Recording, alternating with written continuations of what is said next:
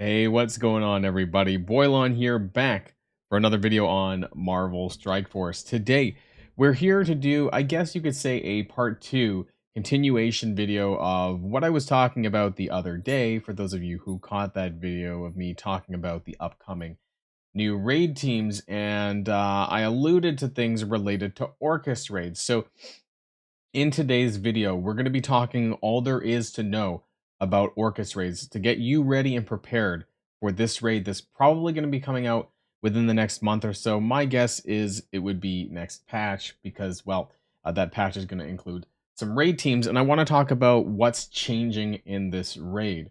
So if you're ready to go, everybody, let's boil this down.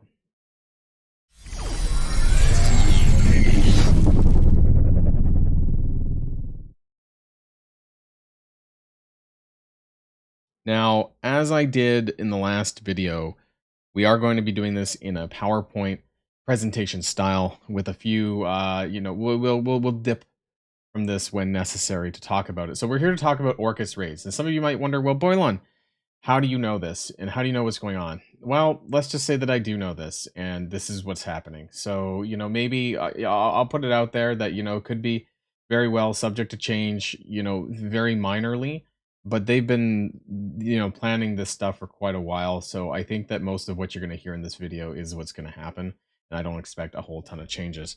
So let's just get started anyways. And so this is Orchis raid, by the way. I've shown this picture a handful of times already in the last week or two.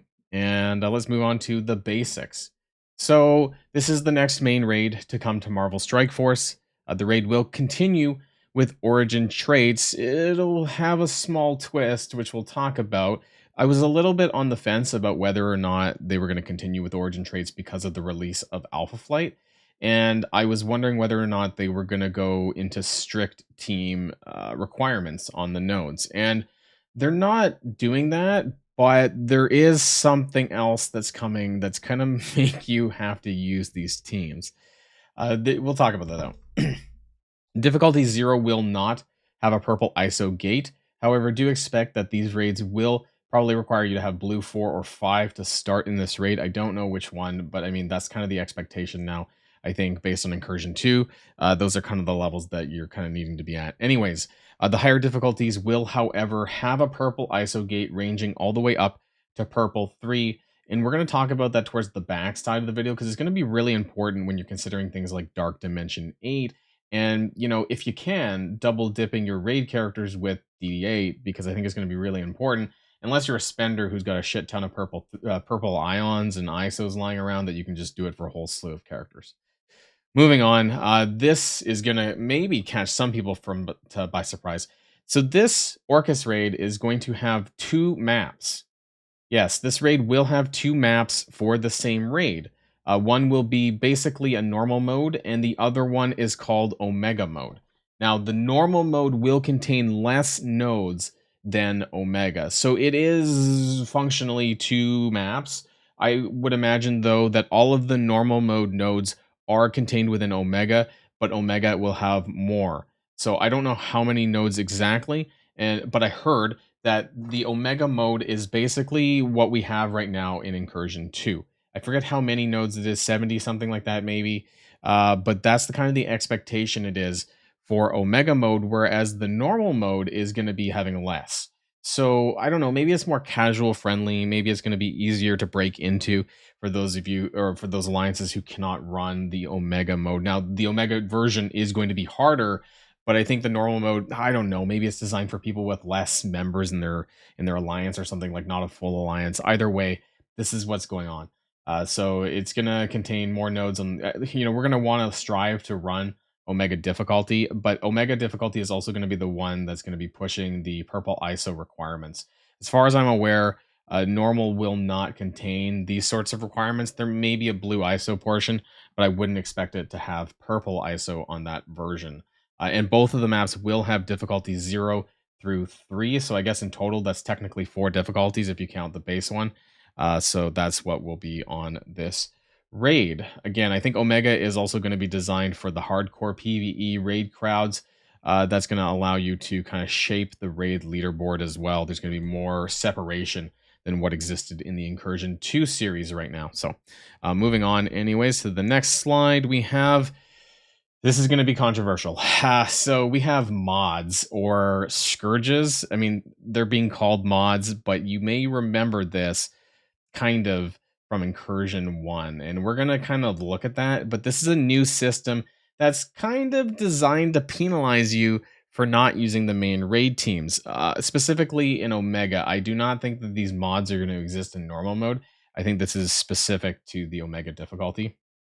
So what I mean by that is that, a lot of us right now, we're using characters like Old Man Logan, we're using Super Scroll, or, we're subbing characters out for their team. I heard that you can actually sub Beta Ray Bill out from Mephisto, things like that, right? These hardcore OP characters who are subbing somebody else out on the raid team. And I don't think they really like this. So they're going to make you want to have to use the full actual team. Or this is to say that you'll get stat buffs for using the correct team in full. So you'll get things like a percent to all stats for the Extreme X-Men or for Hive Mind or whatever team, and this is going to be quite large at the start. However, these mods and stats are going to diminish or get worse over time at the higher difficulties. I don't ask why that's happening, why it's starting off big and getting less, but that's how they're doing it. So the buffs are actually the highest at the lower difficulties, at like D0 and D1 of the Omega difficulty. So that's what's going on. Page 2.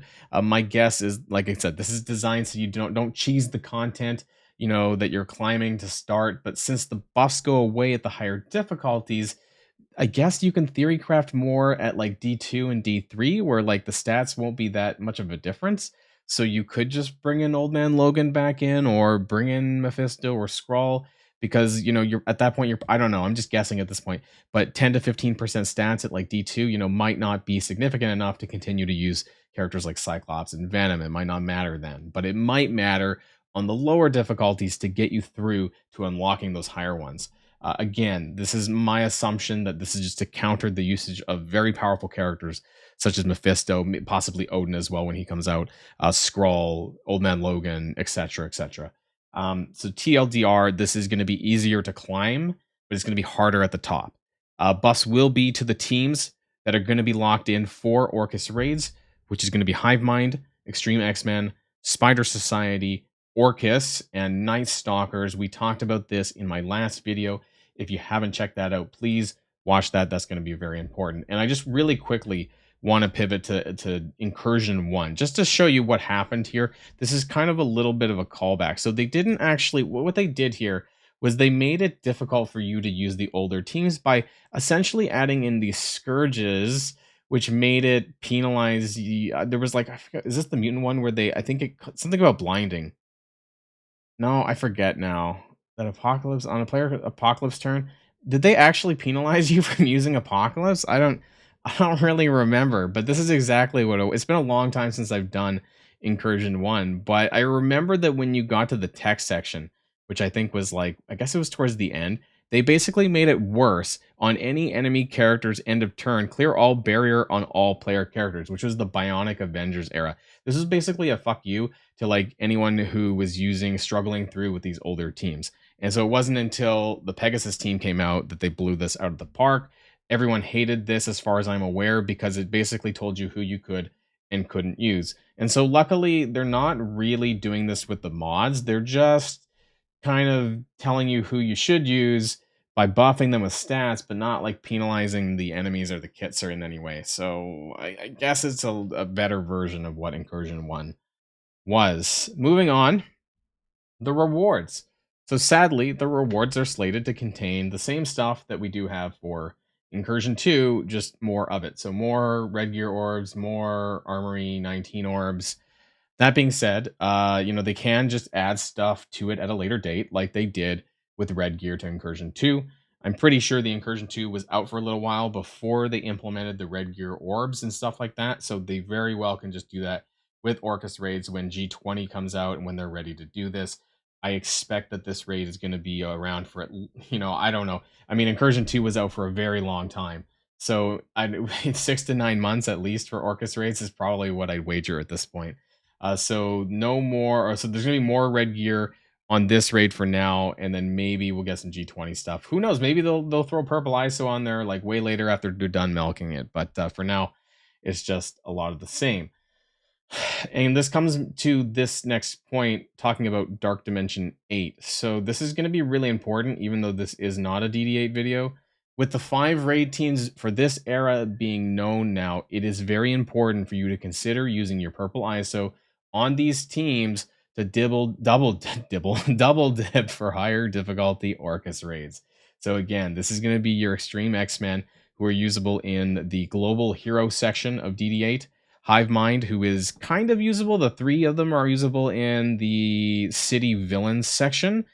Void Knight, I guess, is usable in the Cosmic section, but that's Cosmic or Legendary, and a lot of people might just choose to do Mythic characters.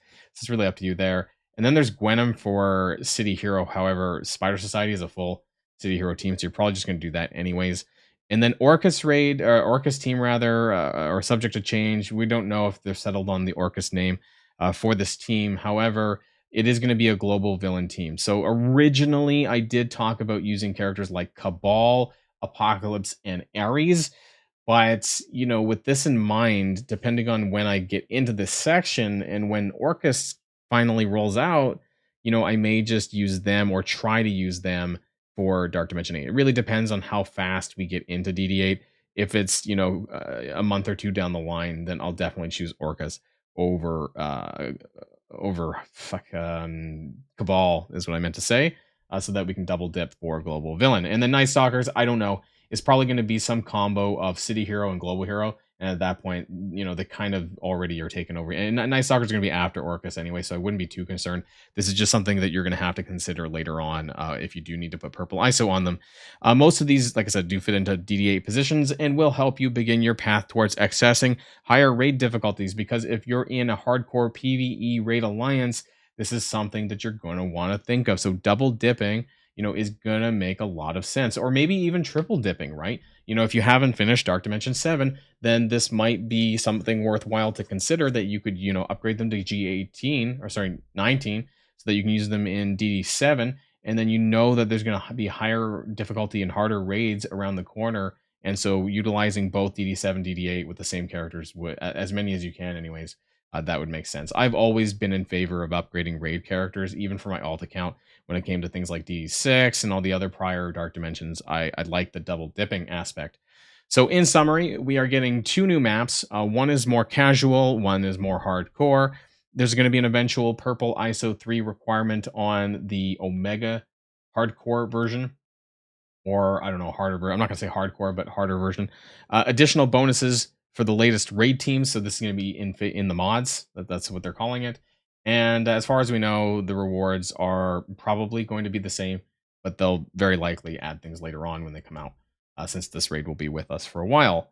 And I would consider that you might need to level characters like Cyclops or Venom or other replaceable members, you know, whoever, what the reworks might be on this new team, because they're adding that mod system in that might force you to use them at least on the lower difficulties. We'll have to wait and see. I mean, I do have my Cyclops and Venom at gear tier 1895, but that's because I was using them in the start of the Incursion 2 lineup when they came out anyways. But there are some players who do not, because they're just, you know, subbing in Super Skrull or Old Man Logan now in favor of Cyclops. So we'll have to wait and see on that. And also consider utilizing your purple ISO upgrades to double dip. I already talked about that again. And likely to come by next patch, since that will contain the next raid team, Orchis. So yes, this is everything related to not Dark. Wow, there's some Dark Dimension 8 stuff in here too. But Orchis raids, which will be coming out pretty soon. And I wanted to give this to you guys so that you could start preparing for this and understanding what's coming for this. Let me know what your thoughts are in the comments down below, and I hope that you enjoyed the video, and make sure you hit that like and subscribe and ring that notification bell so that you can get up to date for all things Marvel Strike Force here on the Boilon channel, because you'll be the first to hear about it over on here. That's it for now, everyone, and until next time, stay safe and healthy, and I'll see you all later. Boilon signing out.